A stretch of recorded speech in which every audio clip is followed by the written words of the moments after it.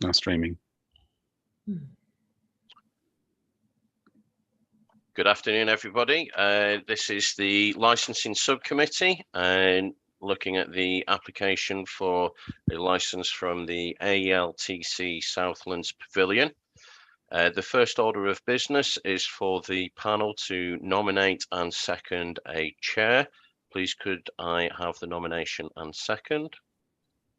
This is Councillor Mike Brunt here. I nominate Councillor Caroline Charles as chair of this panel. And I second. Thank you. Accepted, Councillor Charles? Yes, indeed. Over to you then, ma'am. Right, yes, I'd like to confirm the subcommittee hearing procedures, a copy of which was included in the notice and agenda packs to send to all parties. And the first thing I'd like to do is ask the legal advisor to inform those present that the subcommittee had a briefing prior to the hearing and to confirm the procedure for clarification on any aspect of the application. Yes, the committee generally meets before a meeting just to read the papers and ask any questions they may have. No legal advice is given in that meeting. It's a matter of just going through what's before the committee and flag up things they may not want to look at. The only thing I would mention is that the committee has received a document which confirms the hours and the conditions as recently agreed. It's a record of what's in the agenda papers already, but it's a record of the actual agreement by email. So I think that's been circulated relatively recently, but it's effectively what's already in the agenda papers. Right, and I'd just like to ask the legal advisor to confirm the process for questioning and whether there's been any request for adjournments, please. None that I'm aware of. Obviously, the procedure explains the way that the committee meeting will occur, which I'll leave you to go through as you go through the papers. Right, okay, and then the next item on the agenda is that the applicant will present their case, and then questions can be asked by interested parties and members of the subcommittee, and then obviously interested parties can present their case and be questioned by the applicant and members of the subcommittee. So if I could ask the applicant if they would like to present their case. Thank you, Mom. It's Ben Williams here. I hope my face will appear on the screen any moment for those who have speaker view. And this is for the benefit of the residents. I can see a number of names. I'm very grateful that they've included their names so I can see who's who. I'm a barrister briefed on behalf of the applicant. My instructing solicitor is also in the room. You might see Mrs. Perriton there. She's in the bottom left of my screen. I'm also attended by Mr. Cook. You might see Charlie Cook, the name on your screen, who's the designated premises supervisor. And that's the team for the purpose of today. Although, as you've gathered, and councillors who you'll be all too familiar with because you've had to hear too many barristers drone on in the past, I'm going to do the talking. But I don't think I'll be very long. And I want to deal with what I would like to say in really three main parts. Firstly, I'd like to just explain precisely what the application is, and that's for the benefit of this virtual room. Then I'd like to contextualize it so that you fully understand what the application is and really what the application is not. And then thirdly, what I hope to do quite briefly, because I've spotted the residents who've put their objections in. I can see their names on the screen. I hope I can perhaps talk to a couple of their representations, and I won't go through them with a fine-tooth comb because I don't think that would help anybody, but I'll talk to those because I know they're going to address you in due course.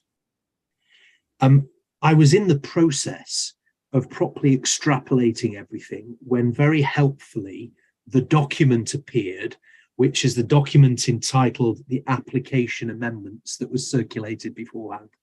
And that's a very important document, and it's the place to both start and finish with in many ways, because whilst an application went in for a certain number of hours, it has evolved. And councillors, you will know that that happens frequently with licensing applications. Sometimes that's met with a bit of distrust and surprise by people who are perhaps less familiar. But what happens and what the legislation envisages is when an application is made, there's a dialogue with, I'm going to say stakeholders, although that's not necessarily an appropriate term, responsible authorities and residents in particular, who we hope are able to understand what the application is about, and that might require a bit of negotiation and a bit of give and take by the applicant. And so that's exactly what's happened here. And so the application you are being asked to deal with is an application for the sale of alcohol, nothing more than that. The sale of alcohol both on and off premises, so enable the drinks to be taken with, if need be, although drinks are likely to be consumed there at all times. And you are being asked to consider licensing that licensable activity between the hours of 11 a.m. and 8 p.m. each day, but for a period of time in the calendar year, from the 1st of April to the 31st of October, described more or less as the summer, although I've long since given up trying to work out when the seasons begin and end.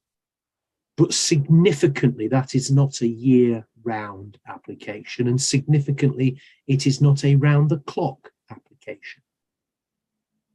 So that's what you're being asked to consider. That's the first part, and that's really the only part. But with that, as you know, there's this system, there's the application process, and people have the opportunity to make representations. And you are going to consider that application, which I'm bound to say is a straightforward one. And you're going to consider it in light of the licensing objectives. And that is the be all and end all to all licensing hearings, as you know all too well. So that's the application. I said I'd explain what it is not. It is not an application to open up a new type of venue in town, so to speak. It's not a new wedding venue. There's no bar. It isn't the scenario that you're being asked to license something and reshape the landscape at all, really. Certainly not to any meaningful level. It is for hospitality only. So drinks will be brought to members of the club, typically at the end of a day's play. It will be a relatively low stock, in that there will be relatively discrete choices. More than likely only a couple of choices would be the stock drinks, alcoholic drinks, that is, nothing to stop other drinks being sold anyway or delivered. And they will be enjoying those for a discrete period of time and can only enjoy it between those hours and those days in any calendar year. And so anything you hear about the application must be seen through that lens. What is it that is being licensed here? Let's not get distracted by things that it is not. I'm going to, I hope, provide further context, because when an application is made, I've already talked about the dialogue. There's a checklist, and I represent lots of local authorities, and sometimes sat in the shoes of Mr. Bishop giving legal advice. And sometimes there's a checklist of what you'd like to see from a responsible applicant. You'd like to see transparency. You'd like to see open dialogue. You'd like to see the operator not only doing everything that they ought to do, but being seen to do everything they ought to do.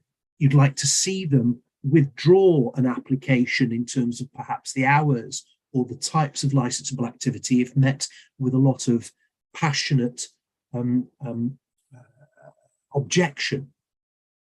And that checklist, with respect, is entirely ticked in favour of this applicant, because they've listened, they've liaised, And as a consequence, the application that you now hear is rather different to the application that was first put in. So I wanted to make that point because this is a case where actually a lot of what this applicant wants to do, they could do without the need for this type of license and this forum. But by doing it in this way, they are saying to you, here we are.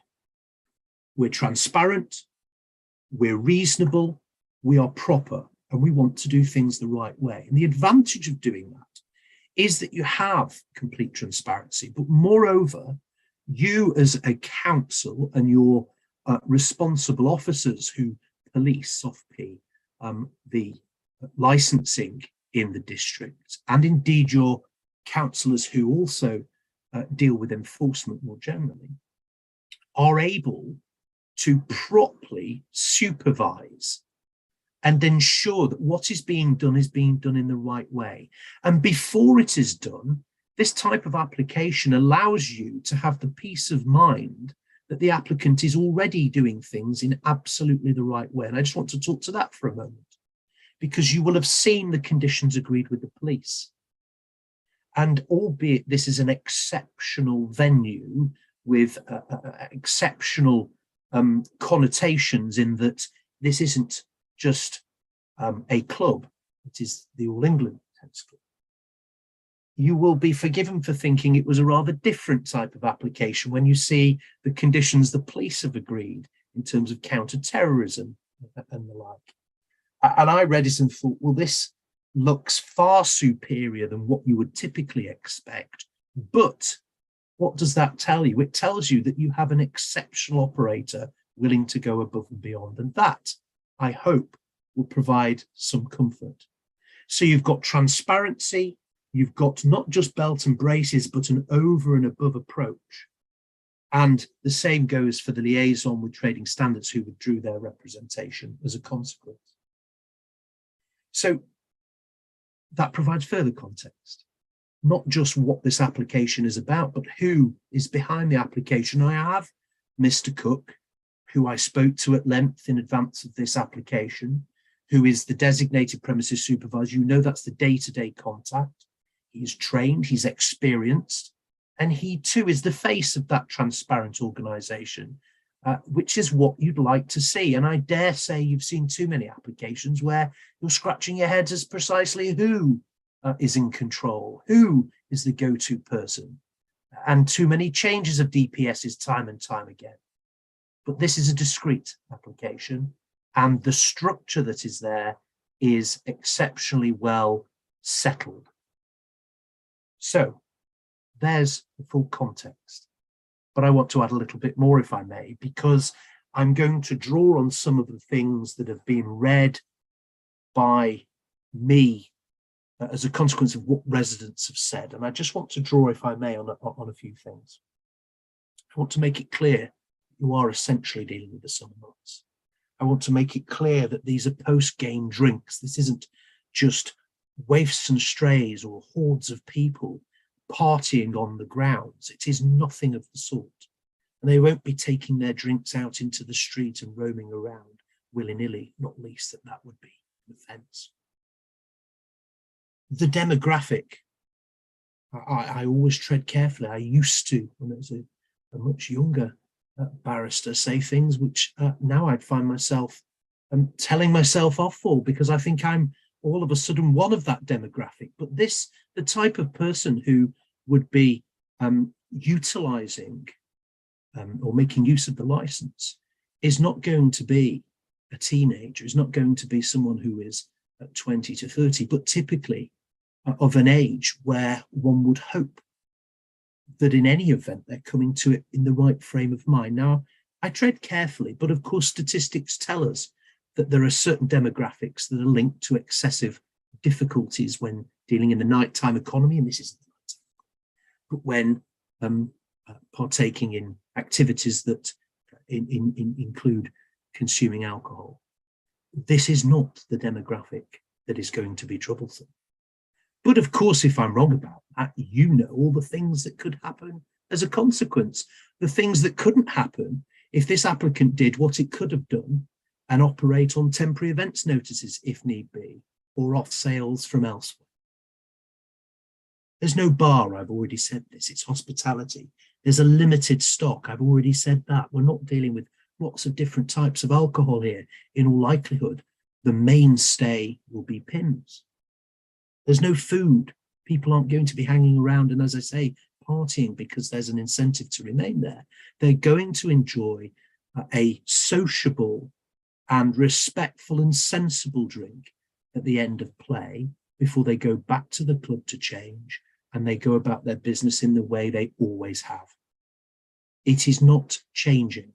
So when you read about concerns about traffic and taxis and excessive noise and light, none of that, if one is being sensible, is actually related to what this application is about, because all of those things that are complained about are in situ, they're separate, they're otiose. That's not to say it's not important to residents, and I don't want the residents, indeed it's rather an occupational hazard that I appear at these meetings, and I know that residents will be thinking, well, what does he know? He's a barrister, I don't even know where he is. He could be anywhere in the country. What does he know about my area and what I've seen and heard? And they'd be right.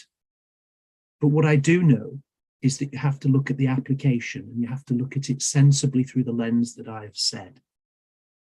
So this is not any material change. It is about providing transparency and supervision. That is the true context. So let me deal very briefly with some of the specifics. It seems to me, if I went through and took you, as some barristers might, indeed one was in my chambers, I can hear her now taking you through painstakingly each and every one of those residents, telling you why they're wrong. And my instructing solicitor laughs because she knows exactly who I'm talking about. I'm not going to do that because actually the residents are all saying similar things. They are fearful that this is perhaps something it is not. And I hope I've allayed those concerns. And you can say to them with your decision that if I'm wrong about that and they are right, then this can very quickly be stamped out. But when I look at it and when I go through, and as I've already alluded to, light pollution, the alcohol license isn't going to change what the lighting is. The taxis aren't going to change because it isn't a case that people are going to be drinking such that they can't drive anywhere. They're going to be going about the business in the same way. And if they are getting taxis, it's going to be back from the changing rooms where which they utilize. The traffic as a whole is rather a red herring. This application in its true context doesn't bring about greater levels of traffic. What they are saying, where I think there perhaps is some resonance, is when they talk to you about some noise and the glass collecting, for example, and immediately that makes absolute sense to me. Well, if there's going to be alcohol served, it's got to be served in something, and that may create some noise. Well, there are ways in which you might deal with that, even though it's going to be no different from them drinking soft drinks at the close of play. But you might, for example, say, well, we won't have any glass collection after a certain time of day, bearing in mind it finishes in any event lawfully by 8 p.m. Complaints about what might happen during the championships are rather a red herring as well, because of course there'll be no play of croquet in that area during the championships themselves. And so really it's an application where I'm bound to say that the only sensible complaint can be about that fear for some noise, whether it's glasses or noise from the people. The noise from the people would be there. What the residents are saying is, oh, we fear if they consume too much, they'll not regulate their own noise levels. And the reality is it is not that type of application. And I wonder whether some of those residents have feared that this was indeed something it is not. I said I wouldn't go through everything, but I noted on screen the very first name I noted was the very first objection in your pack, and it's at page 38, and there's a very helpful picture with the view, and that's Mr. Rowe, who is very much in the middle of my screen and he's waving to me. And Mr. Rowe put forward a perfectly proper representation, politely and properly worded, and he objects. But what he says is about the dreadful racket in the evenings as they goof around at 10 p.m. Now, if he's right about that, and I've got no reason to doubt Mr. Rowe is not telling us what he has heard, that is nothing to do with the application that's here for alcohol till 8 p.m. when there's some noise at those times. But if he is right about that, then one of the ways in which I hope to allay concerns is to say you could consider a condition where there is no glass collection after a certain time, in the knowledge that drinks will no longer be served, alcoholic drinks, after 8 p.m. And so it can't be about that. And you might also say, and I hope this allays concerns when I tell you that because you'll now have 2 dedicated staff, because the club don't want to operate with just lone workers for obvious reasons, 2 members of staff ought to be in a position to ensure that things are done properly and sensibly. And I should add that these types of complaints, of course, have never been brought to our attention formally or informally. You're not dealing with an application where there is a history of environmental health interaction or anything similar. But I thought I'd just deal with that because that's a perfectly proper thing for him to say and a perfectly rational complaint to make. But actually, it is not something that really stems from this application and what you're being asked to determine. And I suppose largely because Mr. Levy, I could hear him before. I didn't see his name at first, but I know Mr. Levy was struggling with his with whether he could be heard. I saw that his application, or of the representation, is at page 44. And yet again, isn't it refreshing to have polite but perfectly properly written representations when sometimes you get an opportunity for people to just vent all sorts of concerns. But he also talks about really his fears for the changing landscape. And he talks about the fear and the horror at a transformation of something. And again, I wonder if his application really bears resemblance to the true nature of this, of what it is you're here to be determining, or what he is fearful of because he's perhaps, through no fault of his own, not appreciated precisely what it is, because describing the introduction of a commercial drinks license that might upset people walking the road is not really what we're here to discuss. A commercial drinks license, it may well be, although that's not the term that we use, it is an opportunity to ensure that things are done in the right way, delivered by the right people to the right members, such that those residents now should be able to enjoy their residences peacefully. I won't pick on any others. I'm sorry to Mr. Levy and Mr. Rowe. They're in the middle of my screen, and I thought I'd talk to those. You're the unlucky two. I can see other residents there who make similar representations. I can see Mrs. Kundis, same, and Mr. Sidebottom, I know is later in the bundle. If you're going to boil this application down to one thing, and the one concern that may well be worthy of some dialogue, it is the potential for noise. It is always there. The second that you bring drink in, we know realistically that potential is always there. But this isn't like licensing a pub a little longer or a bar for the first time, or indeed a little longer. This is ensuring that those members can enjoy their drinks in the right way, that there's that level of protection and indeed that clear level of transparency. And so that's the application. I've already spoken for longer than I anticipated. And it's safe to say that Mom and councillors, I would urge you to grab this application in the way that it is made. There are conditions that you might consider over and above those discussed, and I very much welcome a dialogue about that as part of this hearing. It is absolutely not an application that should be refused with the greatest of respect, and I very much hope that there has been some concern allayed, albeit the residents might justifiably say, well, who's he and what does he know?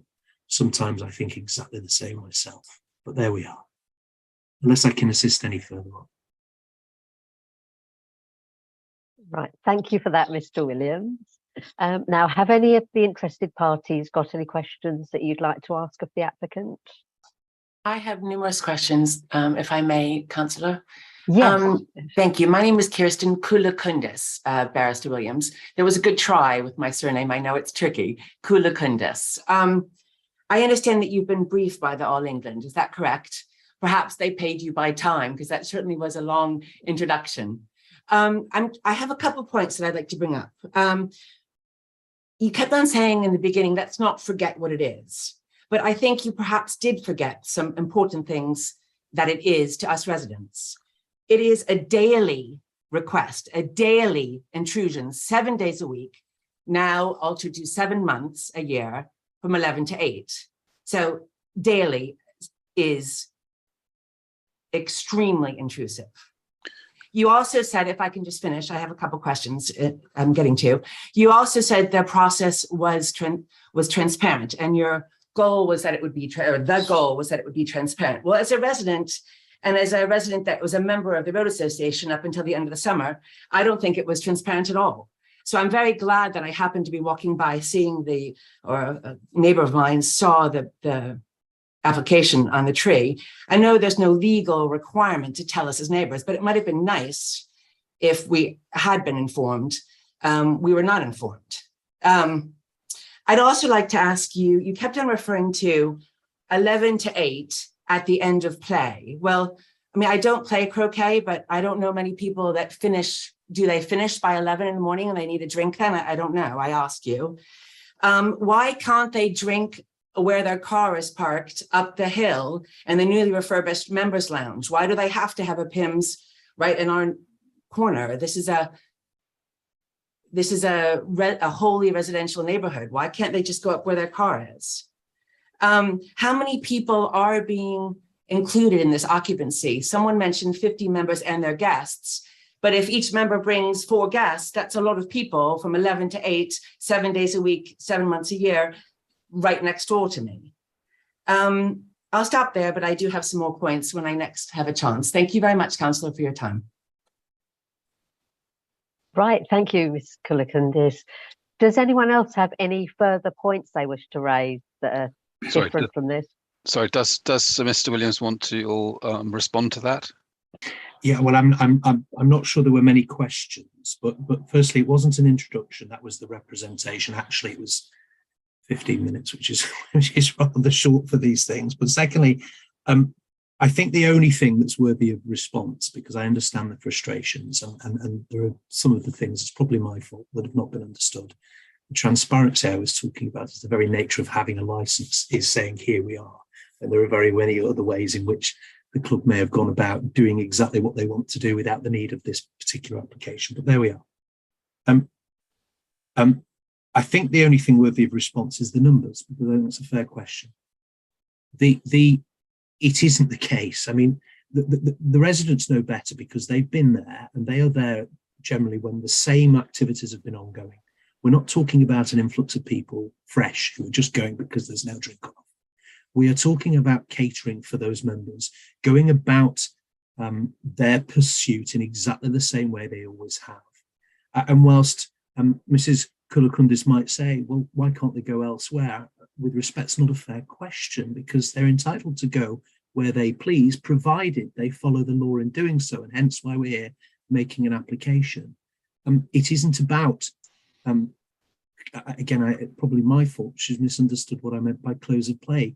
The license is there such that members could make use of this between those hours. These aren't particularly noise sensitive hours, but typically on a standard basis, a drink will be enjoyed at the close of play, which may be at any point between those times when they finish their match. There isn't going to be the set time, and it simply wouldn't be workable or frankly reasonable to have an application that was anything less than this. You can't have an application that might be certain hours on certain days and different on others. It becomes far too difficult to police and supervise, or indeed understand, for members, their guests and otherwise. So that is why it has been refined to an 11 till 8 p.m. application for those months. Absent that, there's nothing else that I can really respond to in terms of any questions of that. Right, thank you for that. Now, oh yes, Mr. Rowe, would you like to ask your question? Thank you for that. I hope you enjoyed the room from the view from my bedroom. The point I made was that noise travels very far, and whilst we haven't had this license in place historically, when the ground staff finish their day clearing up when the tournament is on, it can be an awful racket and it can be very intrusive. Putting aside the tented things. So my real question for you is this. I do not understand what carelessness allowed you to present the original application from being 10 a.m. to 1, I think, p.m., as in 1 a.m., all day and night. And you now kind of rode back again to 11 a.m. to 8 p.m., which I would probably have not objected to without all the history.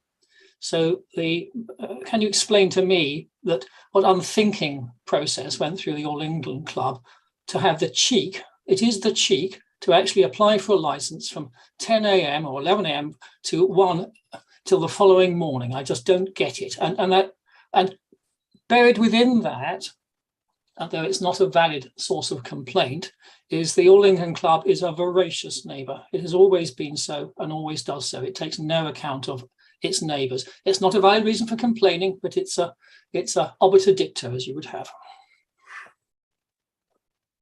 Mr. Williams, would you like to respond to that? Yes, again, I think firstly, I don't want to go into the ins and outs completely, but it is absolutely wrong to describe it, although I understand why you might feel it to have been a cheek to apply. There was an error in the application. I say no more than that, in that it went in together with an entirely entirely the same application for the indoor venue.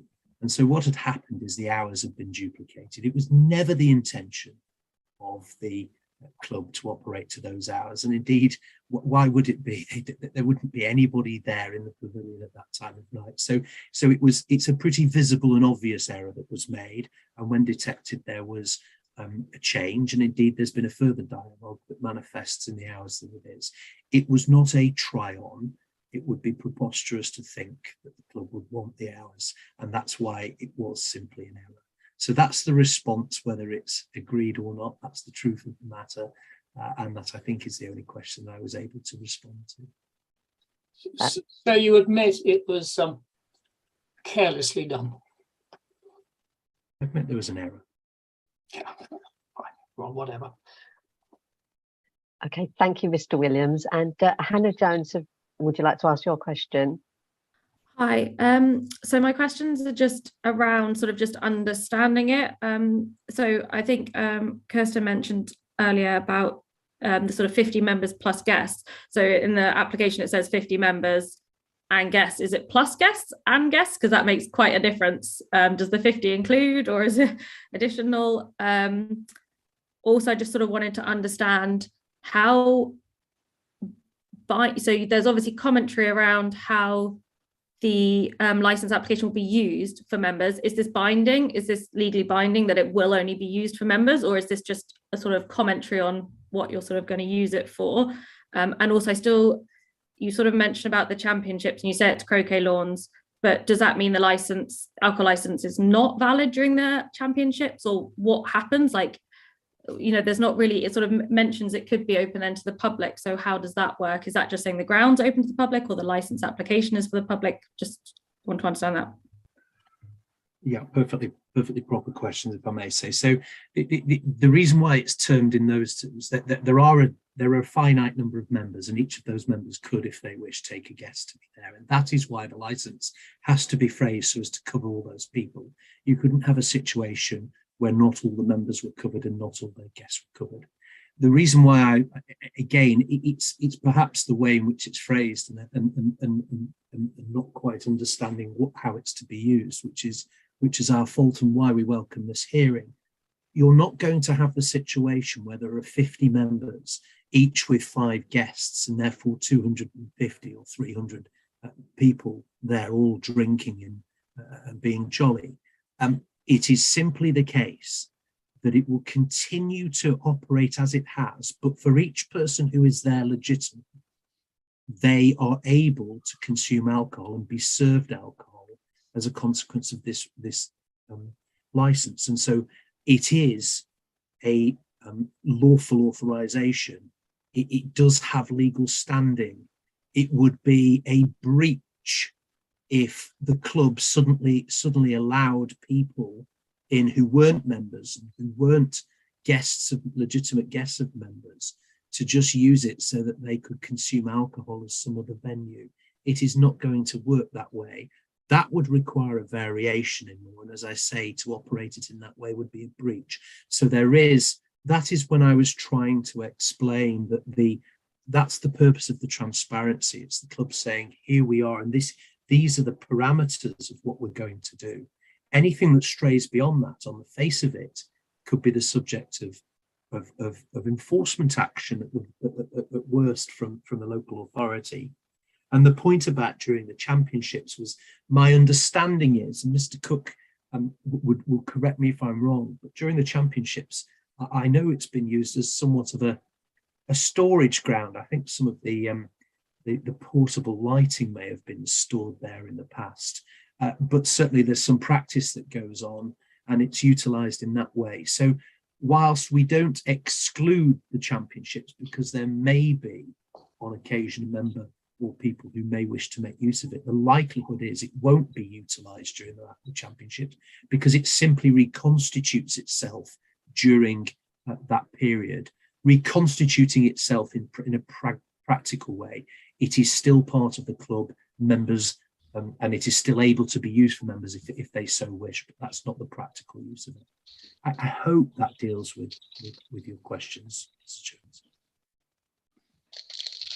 Thank you for that, Mr. Williams. And Carol Blades, would you like to ask your question, please? Yes.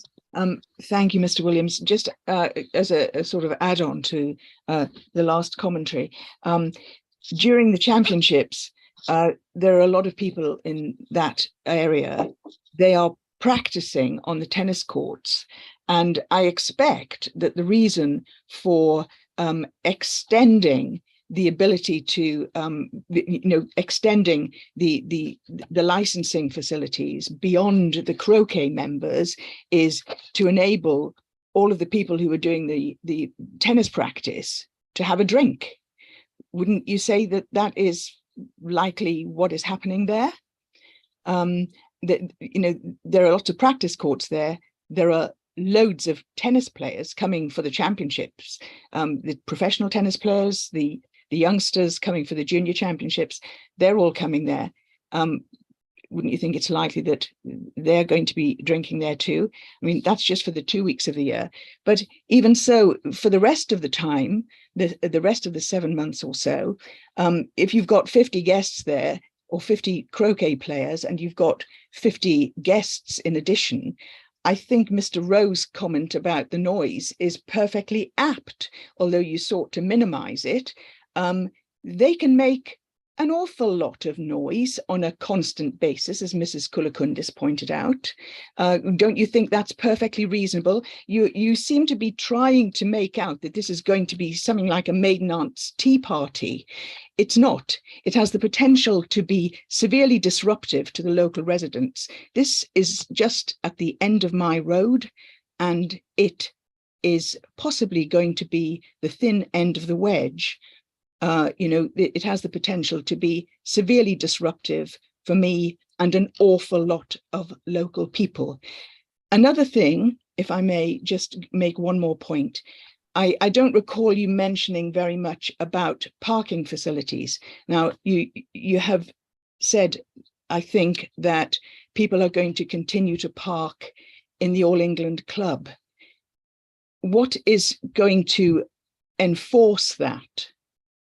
If there's nothing to enforce it, then if they are so minded, they will try to park in the local streets if it is more convenient for them. If it's easier for people to do something and there's nothing to prevent them from doing it, then they will do it. That's what people do. Wouldn't you agree? Well, Mrs. Blades, I suppose my response is this. Firstly, you're right. That's why we have to phrase the license to enable at the time in the championships when it is reconstituted, to enable the lawful sale to people who are outside of the membership and outside of the members' guests. So that you're absolutely right. I think the suggestion, therefore, that professional tennis players and their entourage would be consuming vast amounts of alcohol during the 2 weeks would be rather silly. No, I didn't say that. Forgive me. I didn't say they would be consuming vast amounts of alcohol. I said they would be consuming alcohol. There might be large numbers of people, and large numbers of people consuming a moderate amount of alcohol equals quite a lot of noise. Well, I can't possibly agree with that, because it all depends on the people doing it. You see, councillors, this is the problem with that type of representation. It is assuming that everybody who's going to drink is going to make noise, and it is simply not the case. It leads me to the second point that I wanted to say. The parking issue is, of course, outside of a licensing. It's a planning issue, and so it can't be enforced in this way. But the councillors, and I know, Mum, you will understand that as chair and with your colleagues. But the point is this: what that representation from Mrs. Blades proves is that there is a fear that this is going to be something it is not. The stock position is nothing changes here in terms of the way in which people use the venue and the numbers of people that use it. It is just that while they can now legitimately enjoy an alcoholic beverage through this licensing system, as opposed to having to take their own or obtain them in some other manner. And I suppose I can deal with answering Mrs. Blades' question by reverting to Mr. Cook, if I may, and asking Mr. Cook to tell the committee how many times, or give us a flavour of when during any given season you would have 100 people at the Pavilion there playing and watching croquet or plus, because that seems to be the fear, and I'm hoping we can dispel that myth. Mr. Cook, can you assist us with who, in fact, and what numbers would be typically using the venue? Thank you, Mr. Williams. Yes, a normal croquet match would have 6 players on each team, so a total of 12 players. In addition to that, they may invite, there may be some additional people that would come and watch the game.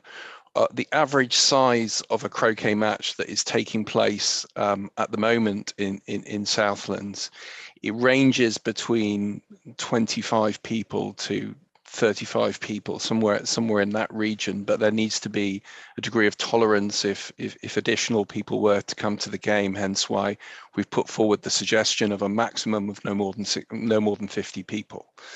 There is no intention to hold any more croquet matches than already exist, because there's a strict calendar of games that the All England Club play. So the days in which the Southlands operate will be the same as you have experienced in the past. So no more than that.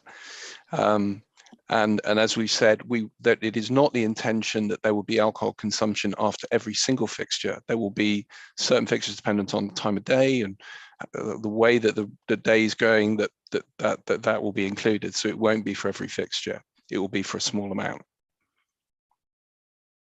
Thank you, councillors. Yes, thank you for that. And Mr. Sidebottom, would you like to ask your question, please?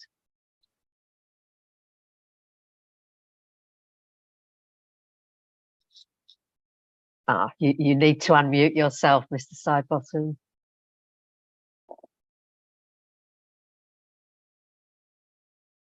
If you could unmute yourself, Mr. Sidebottom.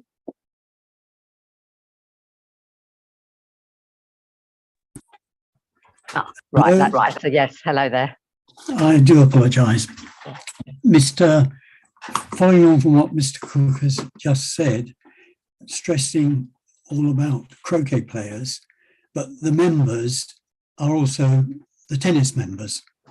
So it's not purely limited to croquet players. And if the facility is there, there's nothing stopping any of the other members also attending. So I think just stressing the number of croquet players is not fully correct. The other point is that I think it has been covered, but I'm not totally clear on it, is that if the license were granted, then there is nothing stopping the croquet players from having food there, and then maybe a little later having a little more food, and it becomes a not a cafe, but a clubhouse, which would still be within the license. Is this not so?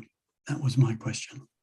It's not quite so, because serving food is not a licensable activity unless it's done after 11 p.m. And so, yes, in theory, there's nothing to stop the club, regardless of this hearing, deciding to serve food, but that is not their intention, I mean, this is an example again of natural, a fear of the change and what things might lead to, but that's why I took time and attention to explain the true context of the application, that what it is not an application for alcohol so that food can be served. That's not the way in which the club is currently used, nor is it the way it's intended to be used. And we are not changing its use. We are simply enhancing the opportunity to be able to legitimately and lawfully consume alcohol on the occasion that relatively discrete numbers of people might wish to. And so, yes, other tennis club members might be able to use it, but again, I could go to Mr. Cook, although it's obvious what the answer is, to ask how many times you'd be there with a croquet match with lots of members who are just there, likely there to be enjoying a drink, watching the same. The crowds are the crowds, and the numbers that are there. It's not about looking at this and saying, oh, well, that's 50 people plus their guests. We're saying we don't anticipate there ever to be more than 50 people total there. And it doesn't appear to me that history shows that there is ever that number.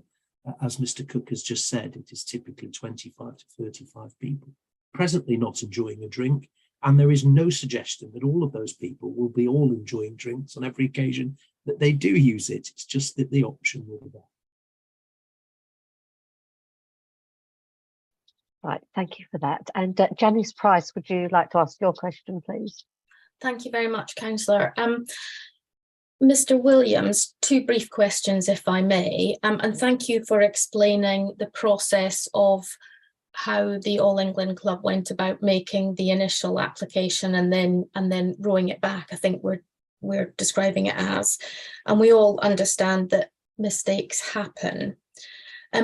Given that mistakes can happen, what assurances can you give us or give me that the rules will be followed, so that the licensing hours will be the hours as set out, the various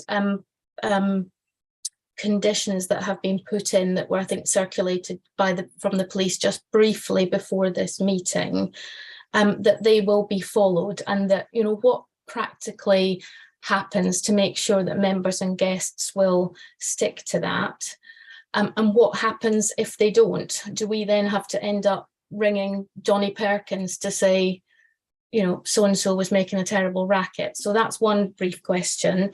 And the second brief question, just I'd like to understand, if possible, you mentioned there's not going to be a bar there. So practically, how do the residents, how do the members, beg your pardon, how do they get their drinks? How does that work?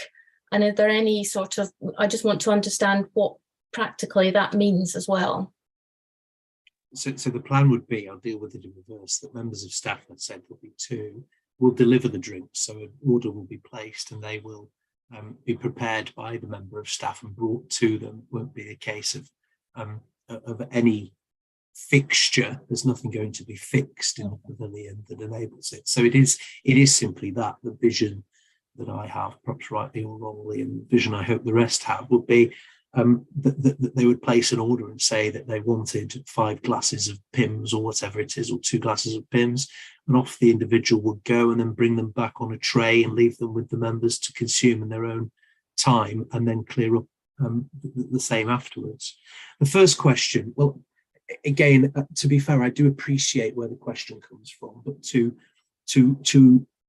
make a connection between an application handled by professionals who are instructed on behalf of the club, and then equate that with some sort of suggestion that that means that rules can't be followed, I think would be unfair, but I do understand where the question's coming from. And the answer is simply this.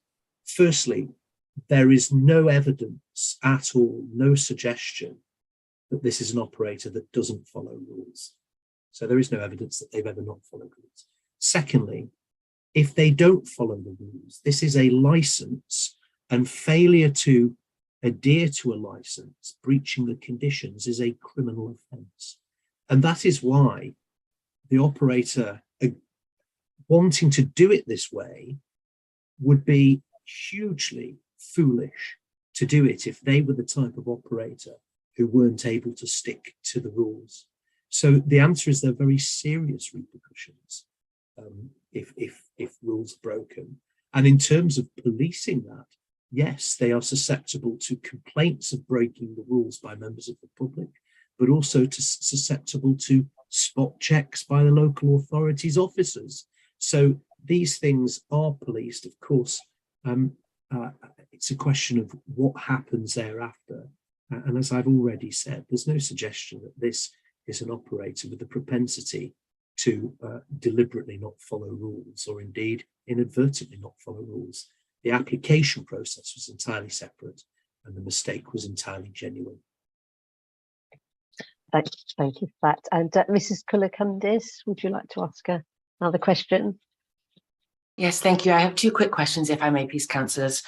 Firstly, can you please explain to us how the 7 days a week and 7 months a year request came about? It does seem to be a lot, 7 days a week, 50 people next door having their 5 PIMs or whatever it is, but 7 days a week, why not 3 days a week? And my second question is, can you please clarify that there'll be no music and no other entertainment during these times? Thank you. Grateful. Easy answers to those questions. 7 days a week, because that's the way in which the club is utilised. It would be artificial and frankly ridiculous to say, well, even though you use it all through the week and all through those months, we're only going to license for certain times. So that's why it was applied to mirror precisely what goes on. And secondly, no, there is no music, because that is provision of recorded music or live music is a regulated activity and a licensable activity that would require a license, and that is not being requested in any way, shape or form. It is just for an alcoholic license. Thank you. So why is it ridiculous to suggest 3 days a week, not 7? For example, Friday, Saturday, Sunday, not all week? You used the word ridiculous and I didn't understand. That's not how the club is used. All we want to do is enhance what is already going on. If the club was open 3 days a week, the application would be for 3 days a week. It is open 7 days a week, and that is why the application is to mirror its usage, albeit it will be open longer than the hours there, but because play might go on before 8 p.m. in the summer months when you've got the light. They won't be allowed to serve alcohol before 8 p.m. on those, because that's what the license provides for. But again, and the reason why I say it would be too difficult and it would be ridiculous to have a license that says, well, hang on a minute, we'll just have less time because that sounds better. There needs to be a purposeful reason for it. And if the reason would be purposeful if the club wasn't being used in those days, but it was only fair and it's right and proportionate that the club uses it and has the use of that in the time it already makes use of the club. It is another case, I'm afraid, of looking at this and applying flawed maths. Well, that's 7 days a week, 7 months. That presupposes that for 7 hours, for all those hours a day, 9 hours a day, 7 days a week for 7 months, there is constant stream of alcohol consumption. That is not a reflection of how it will work, nor is it ever likely to be that way, because this is a croquet club and not a regulated venue with people who go there like a public house to drink. Thank you for that. And Carol Blades, please. Thank you, Councillor. Following on from Mrs. Koulikountis's question about the music, first of all, is it not true, though, that under the terms of a drinks license, you can play recorded music anyway? Mr. Williams. You can play background music to some description, but I mean, have you heard music being played at this particular venue? And it's not my understanding that anybody has complained about that. And I repeat, it is not morphing into something it is not. I've not read in any representation that people have complained about music. No, you keep coming back to nothing is going to change. Well, perhaps things can change. This is why we are all sitting around our computers talking about this now, because things have the potential to change. If that were not the case, we wouldn't be here. We would be all quite happy. We've got to look at what, where there is the potential to change. So you've agreed that there is the potential to, that there is everyone is free to play the radio or CDs or whatever. They're just not able to play, to have live acts in the pavilion. I don't suppose they would want live acts, but they may well want to play some music. Mrs. Blades, they could do that now if they wanted, whether we're sat here or not. I will go even further to assist you. I agree with you entirely. Things have the potential to change. Change is a feature of life, but it is not a feature of this hearing, because I've laid out in very clear terms what the application is, what it is not. And as we continue to table questions, it is increasingly obvious, I'll be saying to the councillors, that the fear is becoming rather irrational. This is not an operator who has any track record of doing things appallingly, improperly, wrongly. The best we've got is a criticism of the original application, which I've explained as an error. So I think if the questions are to be on that repeated basis, I agree with you. Things can change. It's entirely lawful and reasonable that things can change. But of course, people fear change. Mr. Williams, please don't patronise me. As far as the All England Club doing things perfectly within the law and properly, I think you only have to look at the application that has been put in for the development over the golf course to see that this isn't a question, councillors. Wait a moment, please. I haven't finished. To see that they don't play with an entirely straight bat.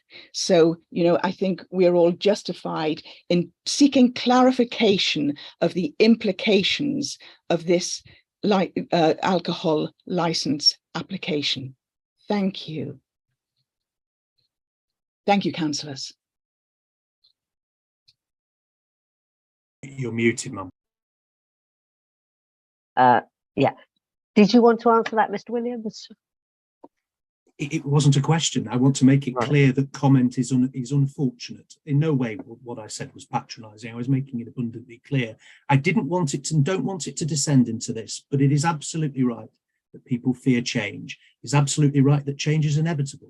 This is not what we're here to deal with, nor is it appropriate to talk to things that are outside the scope of this hearing. It's the only point I wanted to make, because this has been deliberately cordial and friendly, because that is exactly what the operator would like. And I won't allow it to descend. I won't bite on that sort of criticism. I understand why residents are naturally fearful of a barrister coming to talk.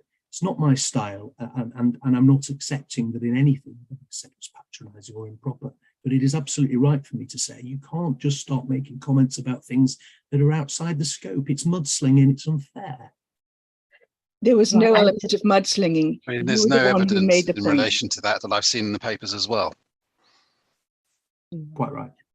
And if there are no further questions for the residents, I'd like to ask members of the subcommittee if you've got any questions you'd like to ask. Yes, Councillor Kohler.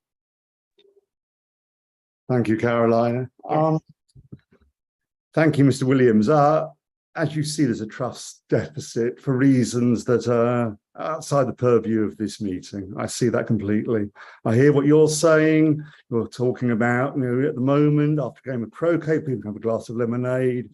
Why shouldn't they have a glass of Pimm's in the future? I see what you're saying.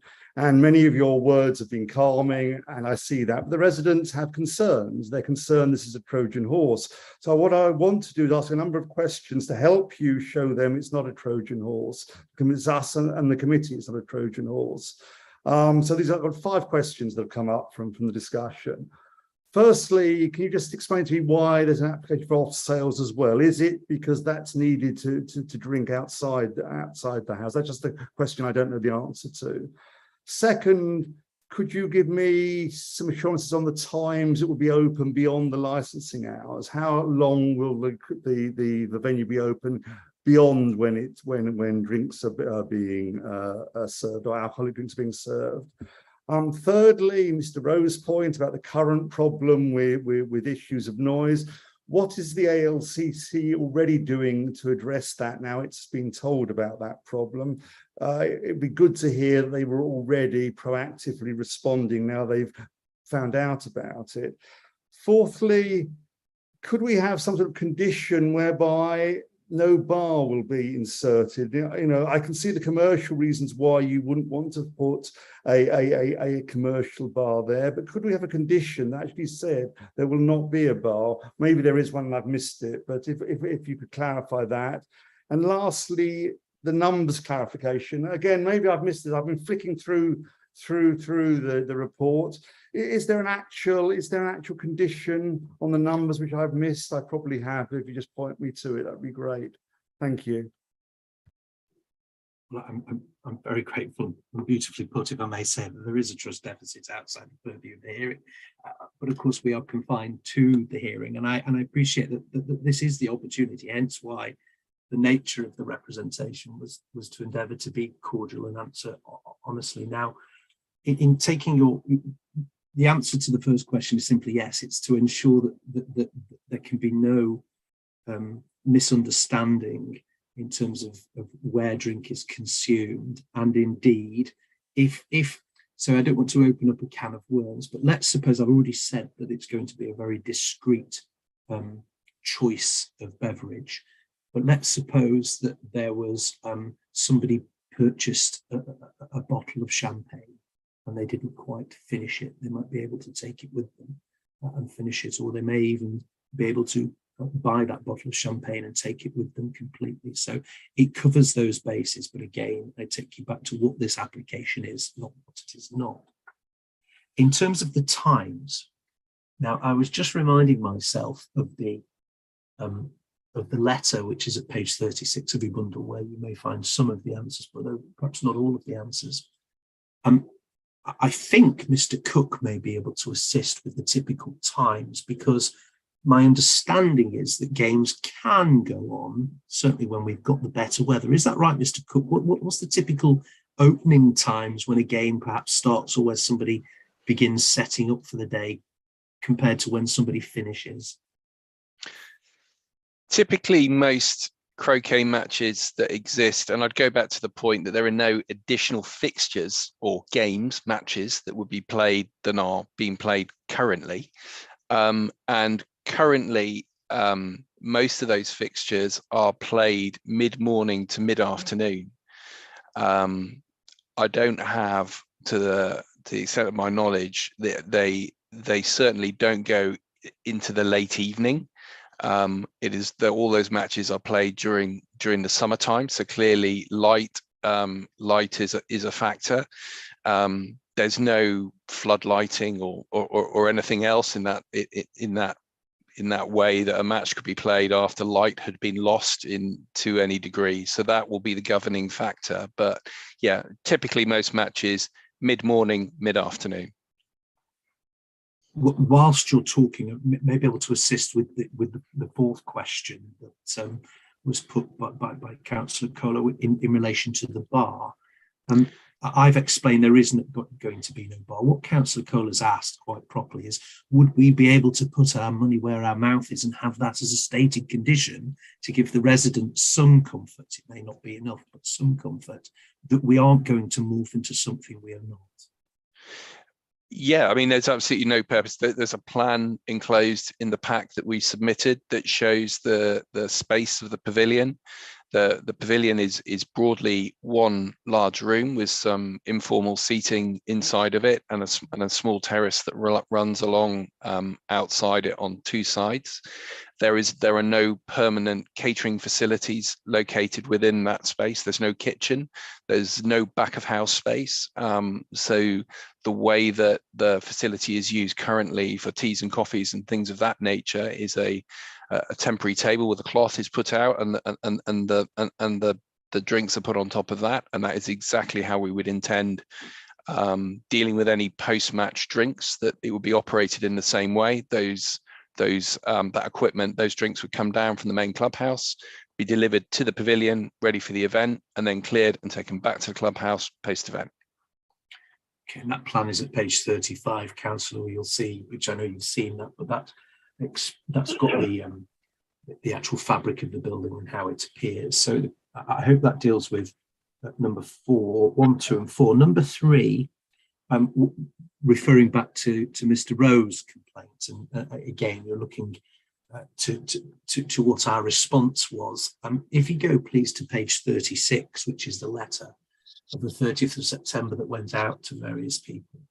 In the paragraph at towards the middle, just above the heading "Changes to Application," we deal with that very issue that was brought to our attention, and we explain that it's been raised with the head of grounds, who will monitor the situation with the club's community liaison representatives. So the reality is, yes, that was brought to our attention, and we have sought to act on it, which I would respectfully suggest is yet more examples of us being immediately reactive, but there's an element of proactivity there, which is obviously what is required. And of course, those are issues that are outside of this application. They appear to be issues that are in existence, that have not been brought to our attention before, and issues we very much want to help resolve. The last thing we want is staff upsetting residents. And of course, we have the ability to do something about staff who we have the element of control to some extent through their employment contracts. The final question, I think that deals with the first 4, was in respect of numbers. And you're right to say that there is no condition that specifies the precise numbers. Because, of course, typically you have an occupancy level, and you'll know this from other applications you'll have dealt with, which is typically a planning concern. We're guided by that. But it is possible, of course, to condition numbers. I would respectfully submit that would be inappropriate here. It is something that the councillors would be looking at if you were faced with a licensed premise that is causing too much problem because there are too many people on the grounds. Of course, there's no suggestion that there are ever too many people here, nor is there any evidence that there would be too many people drinking, because of course we've not got to that level yet. So I would respectfully resist any suggestion that we ought to condition that. But the answer to your question is no, it is not a term, and it is something that you've heard what we say. We don't anticipate typically there to be more than 50 people there. That's not to say that that might not happen on occasion, but again, they're not all going to be drinking. History dictates. Sorry, thank you, Mr. Wood. Talk me through why, if you're not expecting, you never have more than 50, why imposing a condition of 50 would be unduly limiting. Well, I can go to the client to ask whether we would consider an upper limit. Absolutely, but the difficulty is this: we're dealing with the mean, and on an average day, you've heard the figures. There are often exceptions to that. What I don't understand, not being a croquet player myself, is whether there may be certain competitions or events that might draw a bigger crowd in any given year. And I wonder if Mr. Cook may be able to assist. I did ask earlier in the suggestion, that there might be 50 members with 50 plus more guests. That seemed highly unlikely. But perhaps Mr. Cook can give us some idea as in any given year what the absolute upper limit is likely to be on those occasional spikes, if I've got that correct. Thank you very much, Mr. Williams. Yeah, as I highlighted earlier when I spoke about this, that there are 6 players on each team when there is a match taking place. So that's 12 players. In addition to that, guests will come to support the players playing in that match. So and that's where, you know, history has told us the size of these events are somewhere between 25 and 35 people. We've given ourselves some tolerance in case there are more guests coming to a particular match or a particular fixture, but above that number, that's only allowing for another 15 people, and we felt comfortable that we could set the limit on that. But I'd kind of go back to what I've said previously. These are the same existing matches that have always taken place in this facility. We're not proposing any additional fixtures go into this facility. We're not proposing that any different sport or activity is played in this facility. So it is very much following the format that has previously existed. I think, Mr. Cook, just to go back to Councillor Kohler's question, I suppose it boils down to this question. Are there any occasions in the year where the numbers exceed 50? No. There you are, Councillor. I suppose that rather answers the question. So, well, it answers the question, but it doesn't answer my question, which is, are you therefore happy with a condition of 50? From what because you know, we Sorry, need Councillor, to address this trust deficit. Can I assist? Can I be heard? Just a moment. Sorry, Councillor, I can't hear you. You're muted. All right. Yeah, Mr. Bishop, had you something to add?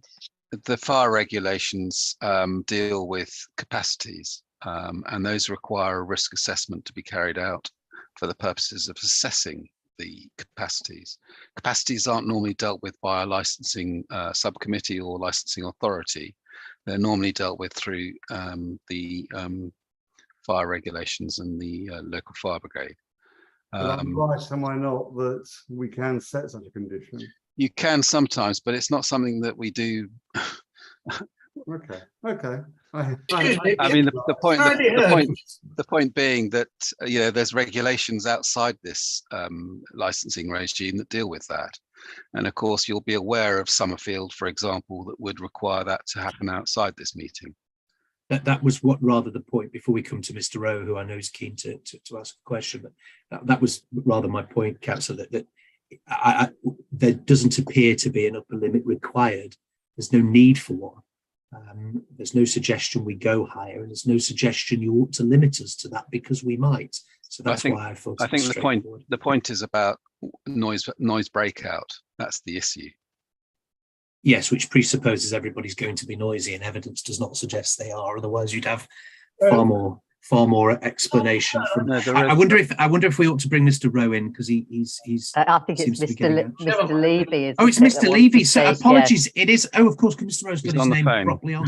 It's Mr. Levy, isn't it? I don't think we've heard from him, have we? Yeah, really. Can you hear me? Yes. Yes, we can. Yes. Do carry on. Hallelujah. Thank you very much.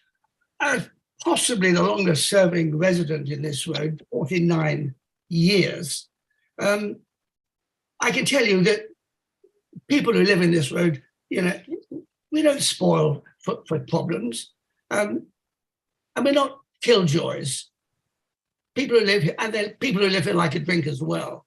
Now, things that sort of edge things that I would like to know, for example, are the guests that the members can bring. Do they have to be members of the AELTC? And if they're not, where will they park their cars? And if they're not, indeed, even if they are, do they have to be brought by the members? Or will they just pitch up and say, hello, Fred, you know, I'm here? I mean, this is far too casual for people to turn up, because what the croquet club will be turned into is an attraction. If there's booze there, it will be an attraction, and people will want to turn up to have a drink.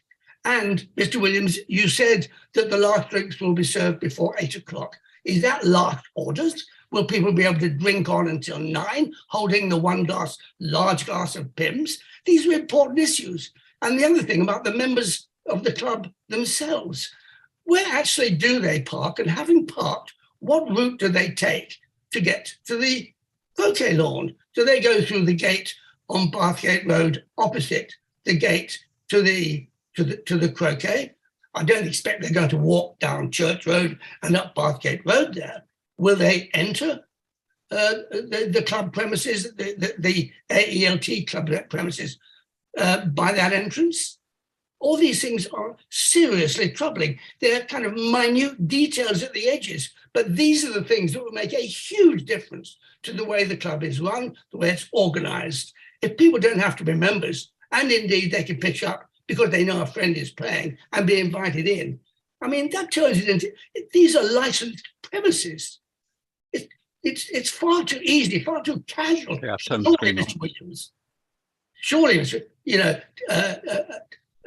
to indicate that all is going to be simply and well run and harmonious. I'd really appreciate some guidance on all of those points. If I can assist that, I'm not going to get drawn into parking because it's not a licensing issue, I'm afraid. So I'm simply not going to get drawn into it. I know that would be of irksome at the very least to Mr. Levy, but it's simply outside the ambit of today. And although I was tempted, I've got Councillor Kohler's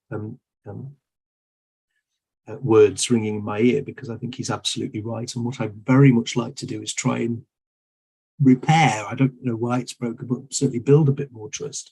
So I was tempted to say that actually how the membership work is largely irrelevant as well. But I wonder if we can deal with it in this way. Mr. Cook, you've just heard, I'm sorry to put you on the spot each time, but Mr. Levy is concerned about, I think at its heart, the manner in which the non-members might find themselves able to make use of the premises. Could you just explain as best, perhaps in a way I know you will be able to, how it works, how let's say, and this won't be good news to the residents. Let's say I fancy joining one of your members for the day. How would I go about it? Could I go about it? Thank you, Mr. Williams. Yeah, if I just possibly just explain how the events are coordinated and organised. So the events are organised by the club office, the clubhouse events management team. They will arrange for members have designated parking facilities within the grounds, and those are the parking facilities they always use. There are also dedicated changing facilities within the grounds where the members of the croquet team would go and change prior to matches. Any visitors coming to those matches would need to be registered with the events team, and parking would be provided on site. Historically, that is what's happened. It's very difficult or very hard for me to say that, you know, that in some occasions somebody may park on the street in a designated parking space. I think most of the parking that surrounds that area is on a Ringo type controlled parking system where people can park. But I don't think, but there is parking provided on site. In terms of the route that the players take, because I think that was another point that Mr. Levy raised. To the best of my knowledge, Mr. Levy, the current route that is taken is a route that's taken through the practice area, so the practice area within the club grounds and across into Southlands from there. That's my understanding, and there would be no change to the route that's been taken before in the past, and what will be taken in the future. That route would remain the same, and as I say, we anticipate numbers remaining the same. Right, thank you, Mr. Cook. And Councillor Brunt, would you like to ask your questions, please? Right, I'd like to thank Councillor Kohler, because I think he asked a comprehensive list that included most of the ones I would want to ask. But the additional question I've got is, has the venue been used for functions where there's not been alcohol for sale, but alcohol has been served in the past? Mr. Cook, I think you can assist. I'm not convinced it has it? No, it hasn't. As I can't. What I mentioned earlier, Councillor Brunt, was that there have been times when a cup of tea has been served, biscuits have been served, things of that nature around matches, but nothing other than that. No, sorry, just to follow that up, there's been no temporary event notices at all, Mr. Cook? No temporary event notices on Southlands, no. Right. Well, thank you for that, Mr. Cook. And if the residents would. Sorry, Caroline, can I just jump in on my 50 yes, one? yes. Sorry. I'm trying to establish some trust here. Despite Guy's intervention, did I understand from Mr. Cook that 50 is an absolute maximum, they can live with that? Yes, yes, you did, didn't you? That's what Mr. Cook said. And I'm sorry to push back, Councillor, but the sentiment is absolutely endorsed. But if there's no evidence we've breached anything, if there's no suggestion we're likely to, then a condition would be just for the sake of it. It wouldn't actually serve a useful purpose, because, and it's not something that the residents have pushed for, that suggests we've been cat bombed, suggests that in any way would be repairing something that may or may not be broken. It's not that I'm against it hugely. It would be an example of doing something for the sake of it without actually serving a useful purpose, and that's why I answered it in those terms. And my answer back to that, Mr. Williams, is to address the trust deficit. That's what it's to do. It's to address the trust deficit.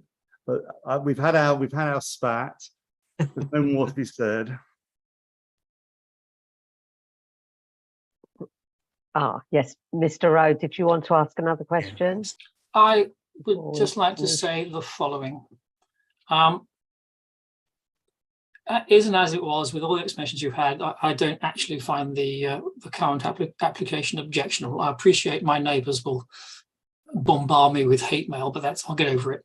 But I have to say that the whole thing has been very poorly managed, and if that's not a lesson to you, then the All England Club, it ought to be.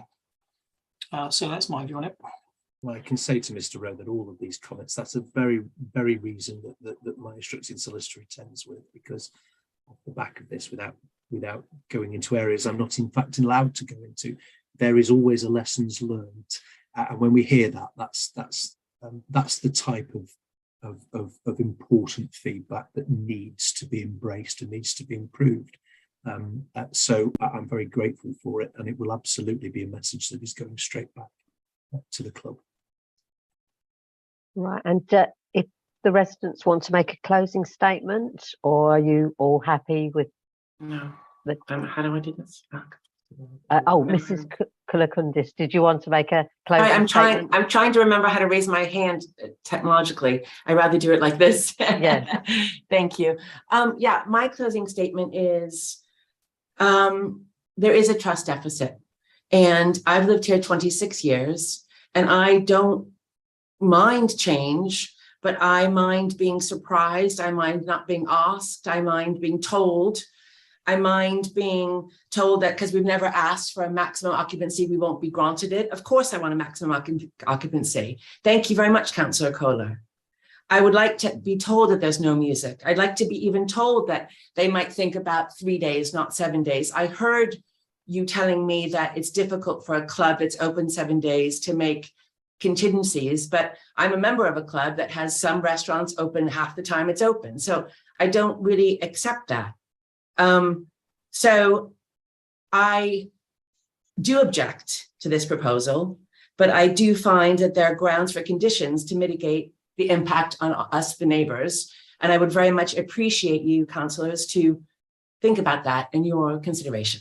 Thank you very much.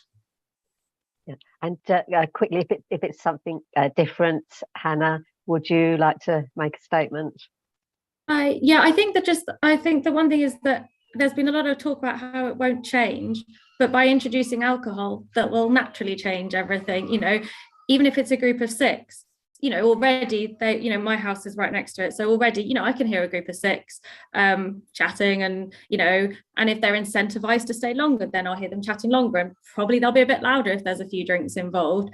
You know, I know it's not going to be a massive party, but it is still additional noise. I have 2 young children. I know it's obviously me personally, but I have 2 young children whose neighbour's bedroom this, whose bedroom's neighbour this. You know, the noise, you know, there is additional noise.